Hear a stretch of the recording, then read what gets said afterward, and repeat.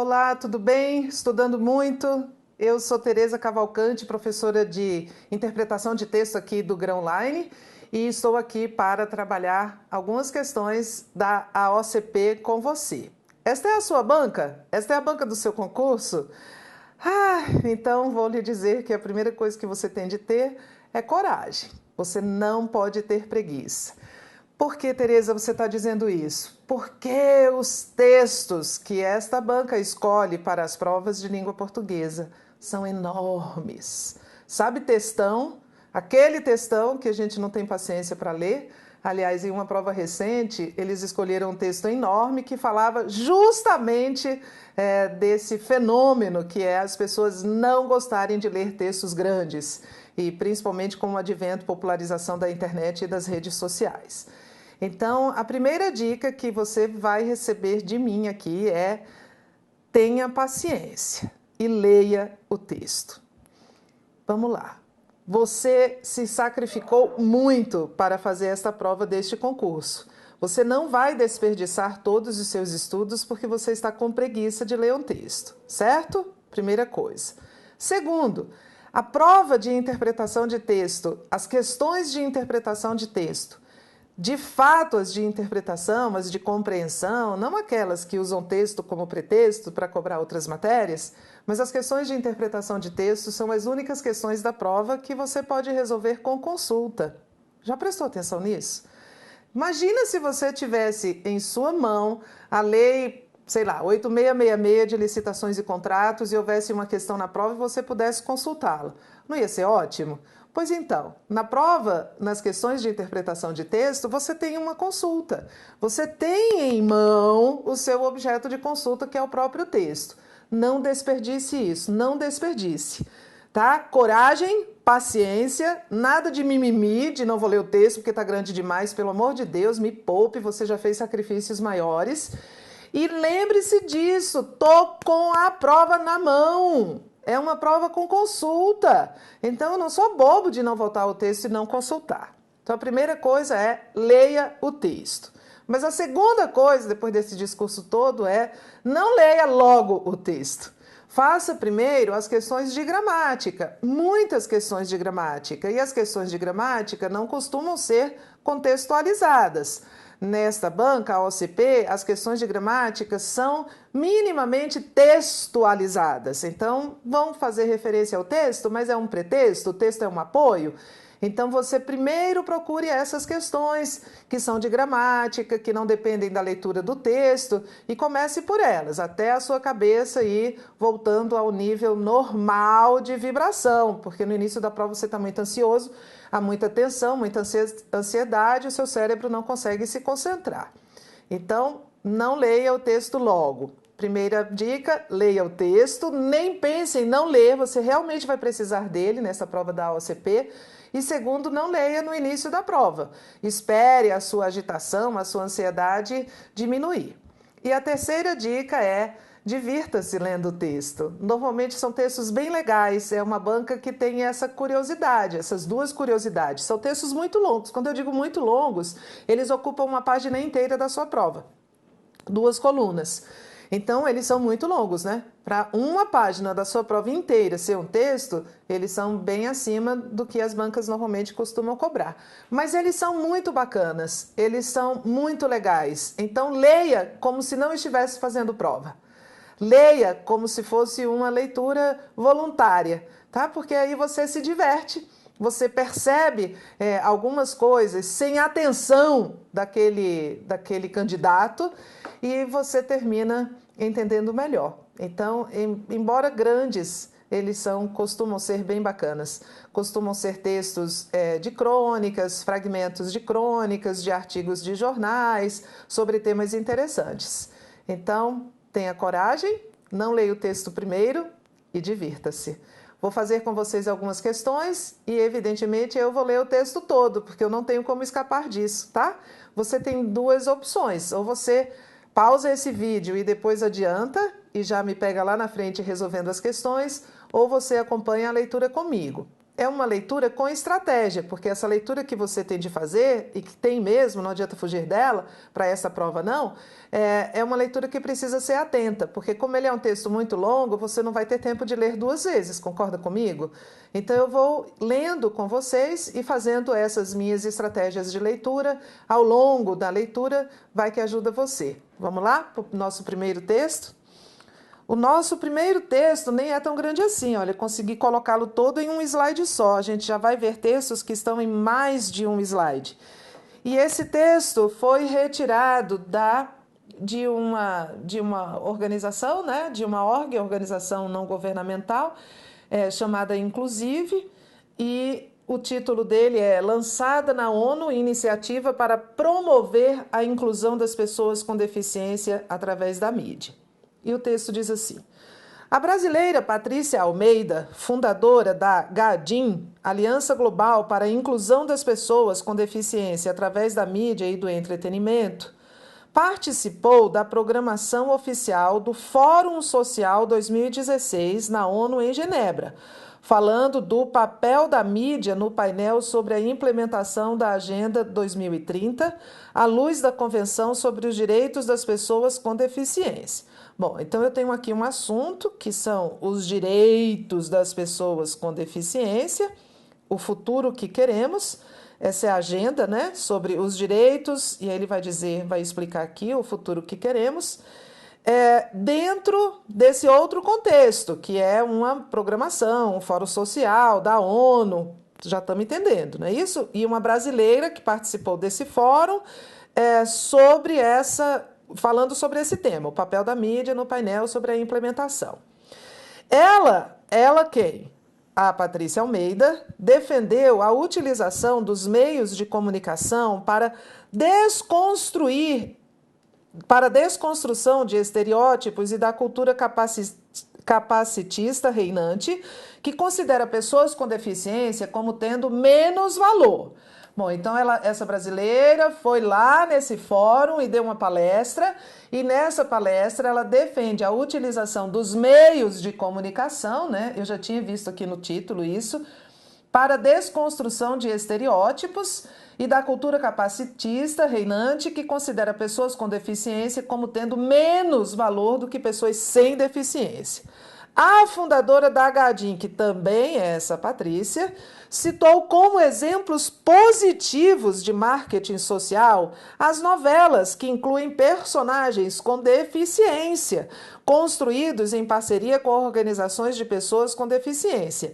E destacou a novela Páginas da Vida, da TV Globo, que, segundo ela, essa Patrícia, contribuiu para um avanço na transição do sistema de educação especial para a educação inclusiva.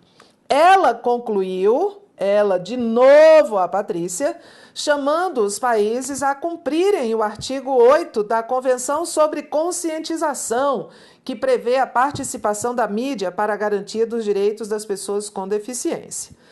Kátia Malaquias, aí surgiu outra pessoa, cofundadora da GADIM e fundadora da Starting with Julius, organização que promove a inclusão de modelos com deficiência na publicidade na Austrália, falou sobre a importância das pessoas com deficiência serem vistas como consumidoras, funcionárias e prestadoras de serviço.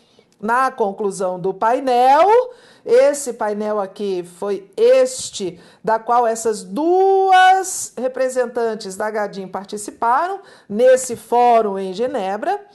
Patrícia Almeida convocou o movimento social dos diferentes países a cobrar de seus governos, os governos desses diferentes países, ou o governo desses movimentos, medidas concretas em cumprimento do artigo 8.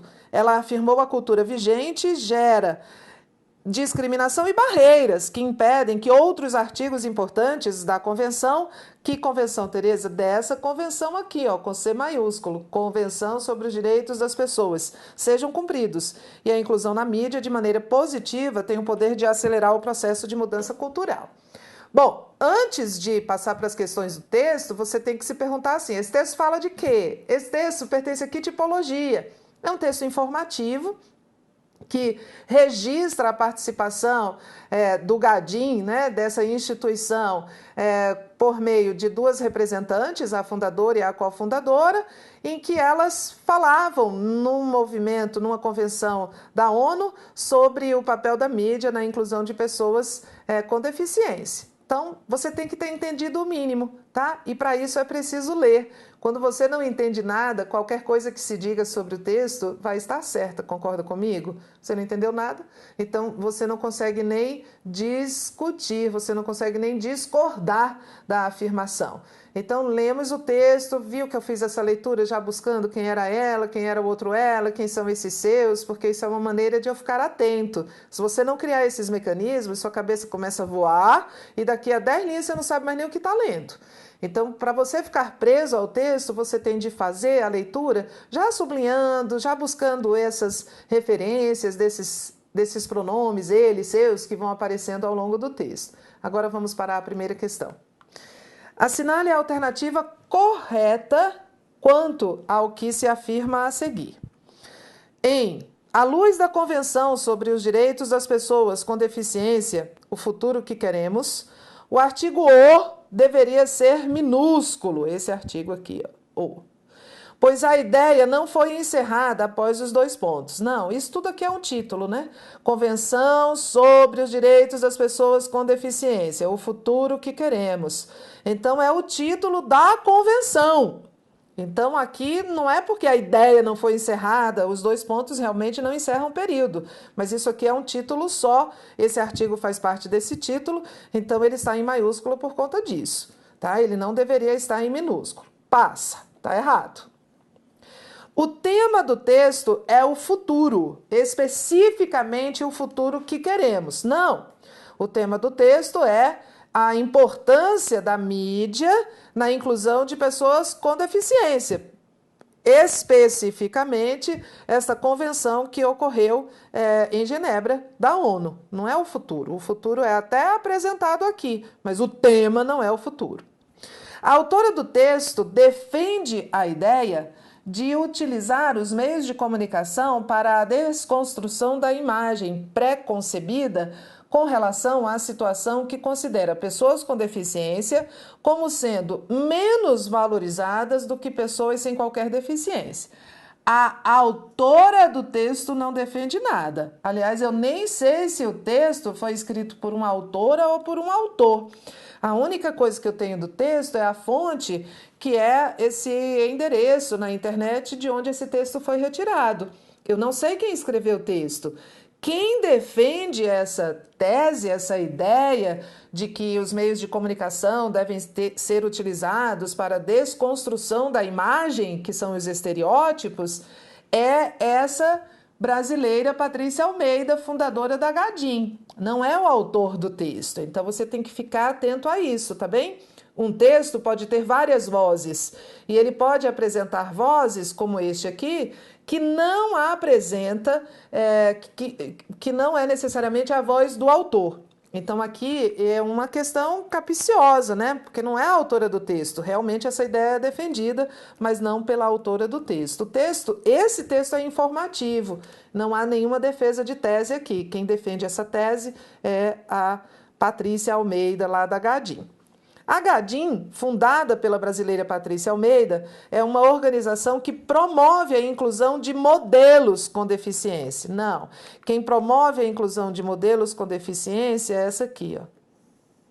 Essa Starting with Julius.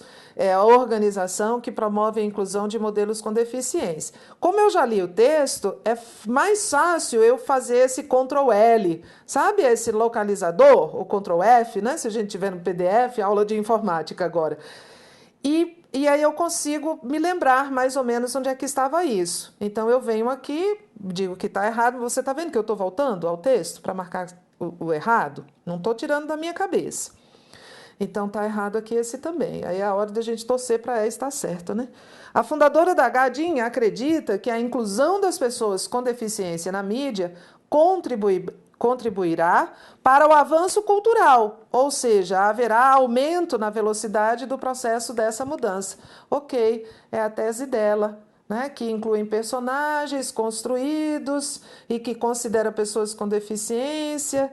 Ok, para a mídia, para garantia. Isso é a própria essência desse texto, né? Que a mídia é importante para promover a inclusão das pessoas com deficiência. E essa mídia vai acelerar esse processo. As outras estavam erradas por absoluta contradição. São os erros mais fáceis de serem localizados, mas você viu que mesmo assim eu voltei ao texto para ler. Vamos para outro texto? Esse texto é um textão? Vamos lá. 1 slide, 2 slides, 3 slides, 4 slides. Opa! De onde ele foi retirado? Também não tenho autoria aqui, tá? Aqui eu tenho a fonte de onde ele foi retirado, que é essa página na internet. Aí eu vou voltar e aqui eu sei que ele tem um autor, Ronaldo Coelho Teixeira. Solidão interativa. Tereza, eu preciso ler? Precisa, eu vou repetir. Não seja preguiçoso. Leia o texto, você vai ver que ele é indispensável à resolução das questões. Mas eles são ótimos, esse texto é ótimo, então você pode ler, se desarma, tá? Desarme o seu cérebro, programe-se para gostar dele. Solidão interativa, Ronaldo Coelho Teixeira. A primeira vez que vi esse termo só pode ser esse termo do título, né? Foi por meio de um jeca super joia, Juraildes da Cruz. Juraildes da Cruz é esse jeca super joia, de onde ele ouviu esse termo, solidão interativa, pela primeira vez. Tocantino de Aurora, radicado em Goiânia, Goiás, e um dos maiores compositores contemporâneos brasileiros. É o Juraildes da Cruz. Tudo isso explica quem é esse Juraildes. Não seria para menos. Afinal, foi ele quem criou o hit que Genésio Tocantins espalhou pelo Brasil por meio do Domingão do Faustão na TV Globo em 1999. Nós é jeca, mas é joia. Aquele da farinhada feita da mandioca, da macaxeira ou do aipim, a depender da região brasileira. Sacada de mestre, de quem está sempre antenado ao mundo e aos seus. Juraildes da Cruz, em sua letra visionária, como tudo que os gênios, as antenas da raça fazem, já arrepiava. 2 pontos, aí ele vai citar. Ó. Tiro o bicho de pé com canivete, mas já tô na internet. E isso quando a www ainda engatinhava. Tereza, eu não estou entendendo nada. Tá sim. Vamos lá, olha só, olha para mim. Você tem de ler um texto se concentrando que você vai entender, mas você não precisa entender o texto todo no primeiro parágrafo. Então a gente tem que entender por partes. Tem gente que desiste do texto no primeiro parágrafo. Não faça isso. Concentre-se no que você está entendendo. Não se concentre no que você não está entendendo. Então, ele está falando de um termo, que é essa solidão interativa, e ele está mencionando aqui, para abrir esse tema, esse Juraildes, que ele está dizendo que é um dos maiores compositores e que criou essa música, e tira o bicho de pé com canivete, mas já estou na internet. Essa letra é um paradoxo, né? Tirar bicho de pé com canivete é uma coisa do passado, é uma coisa arcaica, mas já estou na internet é uma modernidade. Vamos ter paciência, vamos ler o segundo parágrafo e as coisas vão se esclarecendo. Às vezes o primeiro parágrafo é um preâmbulo mesmo, a gente tem que passar por ele, né? Vamos para o segundo. Mas, com esse achado que agora eu evoco aqui, né, que é toda essa história que ele contou, o artista quer mesmo alertar para o mau uso das tecnologias. Sobre coisas, o artista é o Juraildes. Sobre coisas que o homem cria, mas que geralmente acaba escravo delas. Tudo bem? Então agora parece que surgiu o tema, não é? Que aquilo tudo era um preâmbulo. Então parece que o tema vai ser esse, ó. O mau uso das tecnologias.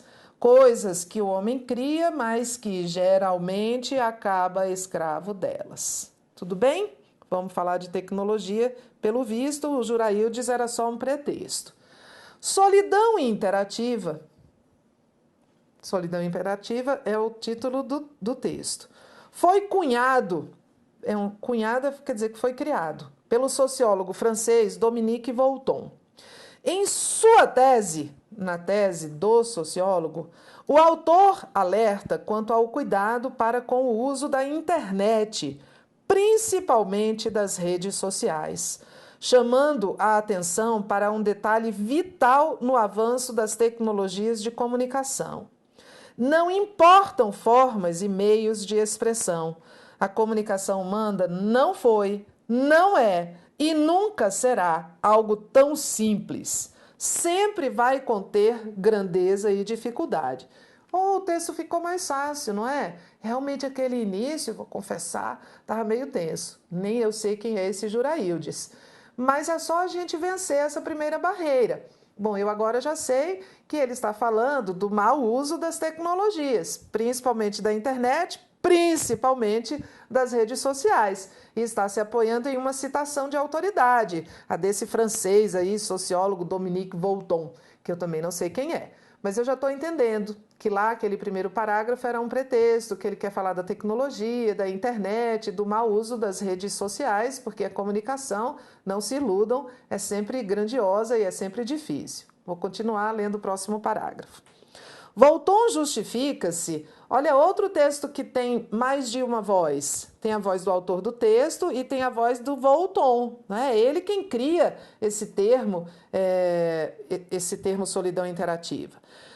Volton justifica-se dizendo que a internet é incrível para a comunicação entre pessoas e grupos que tenham os mesmos interesses. Mas, toda vez que aparece um mas, ele é importante. Ele dá uma ideia principal, superior, que supera a anterior. Mas está longe de ser, a internet é incrível, mas está longe de ser uma ferramenta de comunicação de coesão entre pessoas e grupos diferentes. E que, por isso, a internet não é uma mídia, mas um sistema de comunicação comunitário. Ele prova isso afirmando que podemos passar horas, dias na internet e sermos incapazes de ter uma verdadeira relação humana com quem quer que seja.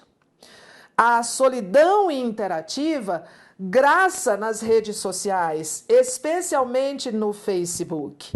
São fotos e fotos postadas, a maioria, forjando uma felicidade quando, na verdade, é tudo fake. As mais usuais são aquelas em que o autor da foto, se autofotografa, as famosas selfies, e sai espalhando-as de um dia para o outro, quando não, de uma hora para outra. Tem as gastronômicas, aquelas em que o autor, antes de comer um prato ou uma iguaria especial, fotografa e já lança na rede como a dizer que está podendo. Mas aquela comidinha do dia a dia, a da vida real, ele jamais vai postar. Ovo frito, nem pensar. E aquelas dos momentos felizes? Sim, tem gente que acha que os seus instantes de lazer e diversão têm que obrigatoriamente ser vistos por todos. E lá vai um post ao lado do namorado ou namorada, dos amigos, geralmente com ares de forçação de barra. Porque a gaiola do tempo, forjada por nós mesmos, só pode ser aberta pela chave da felicidade plena. Bom, então tudo isso são exemplos dessa solidão interativa, que as pessoas ficam forjando uma felicidade que não existe. Tá? E tem aquela que é emblemática, a mensagem que o internauta revela o status do seu sentimento. Mas o ápice da solidão interativa está naquela figura que posta alguma coisa e ela mesma vai lá e a curte, de dar dó, não? Temos milhares de amigos nessa cornucópia virtual, nessa caixa de Pandora do século XXI, eis-nos diante de uma incoerente quimera, o auto-engano. O auto-engano é peça-chave para a nossa sobrevivência. Mentimos a partir dos 2 meses de idade, não só para os outros, mas principalmente para nós mesmos. Mesmo protegidos na redoma da interatividade, continuamos sós ali, onde apenas a solidão nos alcança, enquanto teclamos a torto e a direito, sugerindo que estamos sempre on, a vida verdadeira continua off. E nunca nos damos conta de que, no fim, toda a solidão que nos rodeia, essa sim é real. Porque bytes, bits e pixels não transmitem calor. E o verbo sem o hálito quente é apenas palavra morta. Verbo significa palavra. Olha como o texto ficou legal. Ficou, não, confessa, ficou. Eu sei que você estava abusado aí, porque era um texto longo, porque começou citando aquele Juraildes e o Domingão do Faustão de 99, pelo amor. Mas ele terminou fazendo uma análise bem bacana, bem crítica e bem informal sobre as redes sociais, né? Sobre essa solidão interativa. A pessoa, na verdade, está muito sozinha.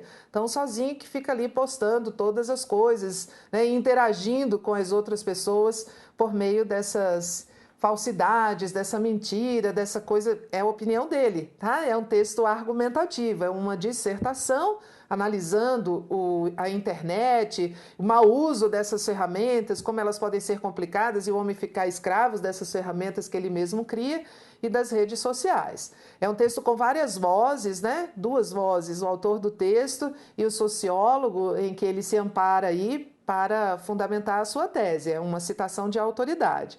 Não é um texto difícil de ler, só aquele primeiro parágrafo que era, mas depois ele fica bem bacana, é uma análise bastante crítica, muito subjetiva, muito pessoal, né, sobre o que acontece nas redes sociais. Lido o texto, vamos para as questões. Primeira questão. Ronaldo Coelho Teixeira, no texto, discute. Olha só, a gente está atrás do que ele discute. A gente não está atrás do que ele discute, do que o outro discute. A gente está atrás do que ele, o Ronaldo Coelho Teixeira, que está fazendo esse texto. Então, é a voz dele que eu quero, tá? Se fosse assim, o sociólogo francês fulano de tal, eu ia atrás da voz desse sociólogo. Discute a definição de solidão interativa, com base em Juraildes da Cruz e Dominique Volton. Para isso, utiliza experiências pessoais, relatando estar sempre cercado de amigos virtuais que compartilham os mesmos interesses. Ele se incluiu nessas pessoas que não são experiências pessoais. Experiências pessoais são experiências autorais do autor. Então, já está errado, tá? Ronaldo Coelho Teixeira, no texto, discute a utilização da internet em sociedades contemporâneas. Pode ser. Para isso, mostra a visão de outros autores, descrevendo características positivas e negativas desse uso, mostrando que as pessoas estão sempre cercadas de muitos amigos e costumam compartilhar momentos agradáveis e felizes. A partir disso, o autor defende a não existência de uma solidão real e interativa. Não, tá? Ele não é ingênuo, ao contrário, ele escreve o texto para defender essa solidão interativa, do sujeito estar tão solitário que ele mesmo curte o que ele postou. Então tá errada essa segunda parte. Ronaldo Coelho Teixeira discute o uso da internet em sociedades modernas. Ok. Para isso, associa a sua visão à de outros autores. Até aí tudo bem. Apontando características essencialmente positivas desse processo interativo. Não, né? Ele reforçou mais o que era negativo. Assim, enfatiza o quanto a internet aproxima grupos com interesses diferentes e mostra o cotidiano. Não! Eu nem preciso voltar. Se você quiser, a gente volta. Mas eu nem preciso quando ele diz assim, ó, a internet é incrível para a comunicação entre pessoas e grupos que tenham os mesmos interesses, mas está longe de ser uma coesão entre pessoas e grupos diferentes. Então, errado. Discute o conceito de solidão interativa cunhado por Dominique Volton. Ok, para o sociólogo francês, a expressão está relacionada a características psicológicas de indivíduos que trabalham com comunicação, os quais passam grande parte do tempo conectados. Não. Não é o sujeito que é programador, que trabalha com computação, que está... Não, é um indivíduo comum que fica solitário na rede. Torcendo para ser essa. A relação das pessoas com o uso da internet. Ok, essa primeira parte. Para isso, concilia sua visão, a visão do Ronaldo, a de outros autores, apontando características prioritariamente negativas desse processo interativo. Assim, ressalta o caráter ilusório da comunicação, ele mesmo chama de fake, e da expressão virtual, mostrando que, por trás da grande quantidade de amigos e da aparente positividade dos acontecimentos diários está oculta uma solidão real. Opa, era ter paciência que ela vinha. Tá vendo? Você entendeu o texto, ela vai aparecer. A alternativa é a E. Com base na interpretação dos excertos do texto, assinale a alternativa correta. O ápice da solidão interativa está naquela figura que posta alguma coisa e ela mesma vai lá e a curte. O autor propõe que na sociedade atual, ter a atitude de curtir as próprias publicações é um gesto admirável. Não. Depois ele diz é de dar dó, né? Então não é para admirar, é para causar piedade. O excerto, porque bytes, bits e pixels não transmitem calor, e o verbo sem hálito quente é apenas palavra morta, permite afirmar que, apesar de o contato físico ter pontos positivos, ele não supera os benefícios possibilitados pelo contato visual. Não, ao contrário, o contato visual é indispensável. O verbo, a palavra precisa ter hálito, a pessoa precisa estar do lado da gente, contato real. No trecho, o artista quer mesmo alertar para o mau uso das tecnologias sobre coisas que o homem cria, mas que geralmente acaba escravo delas. Ronaldo Coelho Teixeira faz uma interpretação da canção de Juraildes, destacando que não é a internet que é nociva ao indivíduo, mas sim o uso inadequado que é feito dela. Ok, e ele explica mesmo, vou voltar para a gente ver. Ele fala do Juraildes no primeiro parágrafo e depois ele diz, com esse achado, e agora evoco aqui, o artista, a gente viu que era o Juraildes, quer mesmo alertar para o mau uso das tecnologias, que o homem cria e acaba escravo delas. Então é essa a nossa alternativa correta. Ele faz uma interpretação da canção e ele destaca que é o uso, não é a internet em si. A D, só para confirmar. O autor no excerto, podemos passar horas, dias na internet e sermos incapazes de ter uma verdadeira relação humana com quem quer que seja, afirma que, para termos um contato físico mais verdadeiro, é necessário ter um contato virtual por longo tempo. Não. Com base enquanto teclamos à torto e à direito, sugerindo que estamos sempre on, a vida verdadeira continua off, pode-se afirmar que, para que a vida verdadeira esteja sempre ligada, é preciso estar continuamente conectado. Não, nós não precisamos, né? Na verdade, a gente fica achando que está on, conectado, mas na verdade, na vida real, nós estamos off. Então, era a ser essa aqui a nossa resposta. Tudo bem? Foi difícil?